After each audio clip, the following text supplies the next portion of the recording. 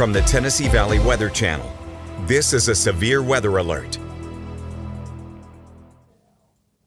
Well, good afternoon, everybody. It is 6 p.m. on this Saturday evening. I'm meteorologist Taylor Platt alongside meteorologist Chase Wilson. We still have no active warnings for our area. Warnings mean severe tornado or severe thunderstorm. But I would stress that we do have flash flood warnings here for our northern tier of counties for northern Marshall into Murray County, all of Lewis County, extreme northern Wayne County, and extreme northern Lawrence County. That's for that line that's sagging on in here.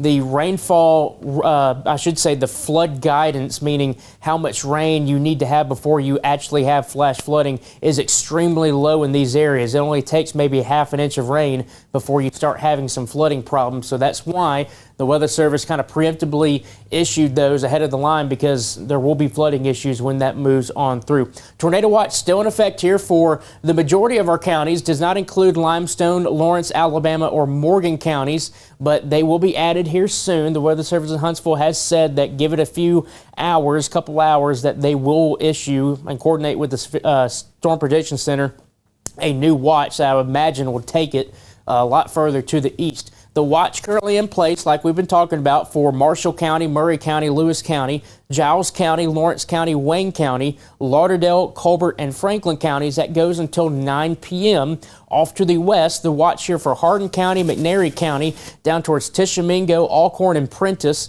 and Itawamba counties. That goes until 7 p.m. because by the time these storms get here, that should be the onset of that severe risk. But the problem is, it's going to last a little bit longer than that. So there's going to be a new watch for those areas, I would imagine, as well. Let's go into some of these storms. Again, we have no active warnings for our immediate viewing area, but we do have some severe thunderstorm warnings and tornado warnings that are getting close by. The Weather Service in Memphis has issued a new tornado warning here that goes north of Oxford and will get in between New Albany and Holly Springs here, right along Interstate 22.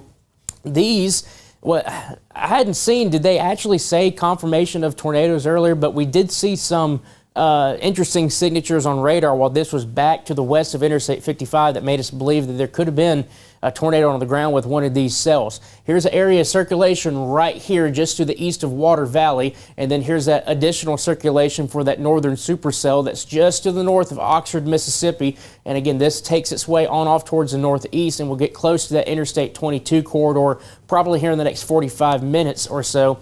This one, the southern one, will have to be watched very closely because that tends to be the dominant part of a supercell. If it's on the southern end of other supercells, those are the ones that have no inhibition of the inflow coming into it. There's nothing to the south that would prevent it from getting stronger. So this one will have to be watched very closely. This is just to the east of Water Valley and northwest of Bruce.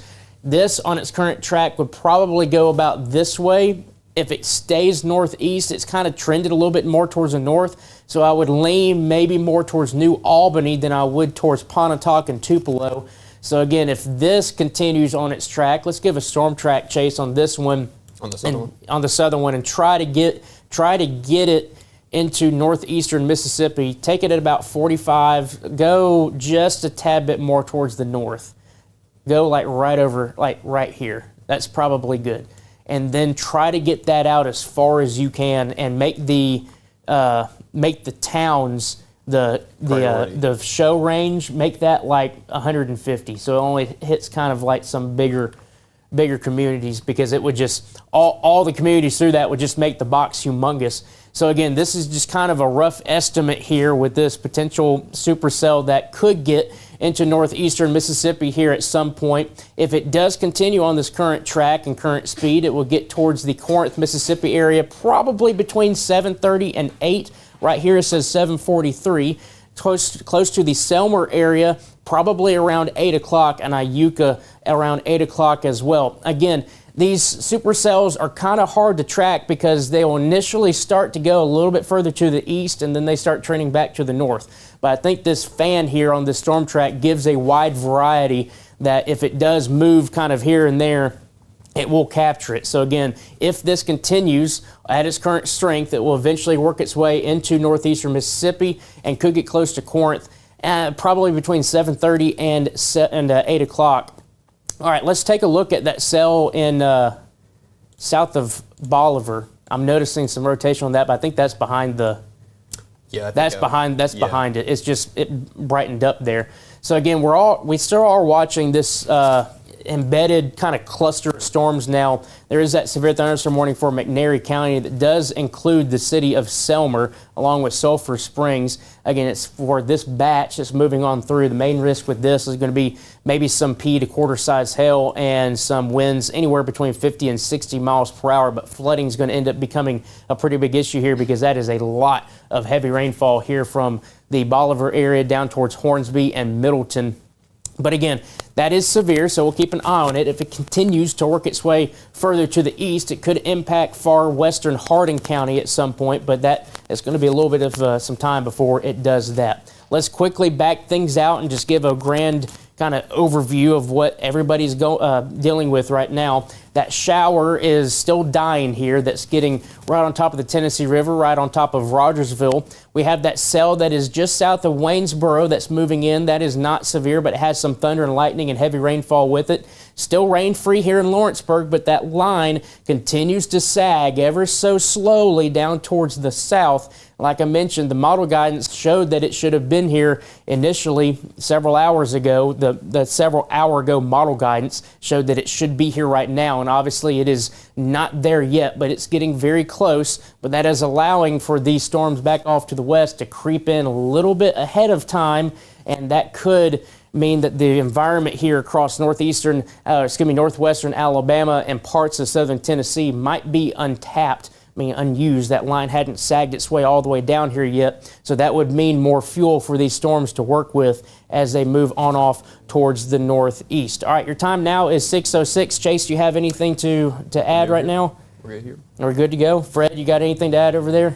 Oh, you don't have your mic on. All right, well, never mind then. All right, so again, we're still watching things. Still talk real loud, yeah. We're still watching things here in the Tennessee Valley Weather Center. Here's that watch. Just show it again. Again, for Giles, Lawrence, Wayne, Lauderdale, Colbert, and Franklin counties as well as Marshall, Murray, and Lewis counties. That goes until 9 p.m. Off to the west, the watch here for Hardin, Tishomingo, for McNairy, for Alcorn, and Prentiss counties in Mississippi. That goes until 7 p.m., but I imagine we're getting close to 7. That actually might be extended, and there will be a new watch here at some point. The Weather Service in Huntsville has said that they will be coordinating with the SPC at some point here in the next hour, maybe 2 hours, so there will be an additional watch that we will have later on this evening. For Chief Meteorologist Fred Gossage, for Meteorologist Chase Wilson, I'm Meteorologist Taylor Plott. Stick with us here at the Tennessee Valley Weather Center. We'll keep you advised. You're watching the Tennessee Valley Weather Channel.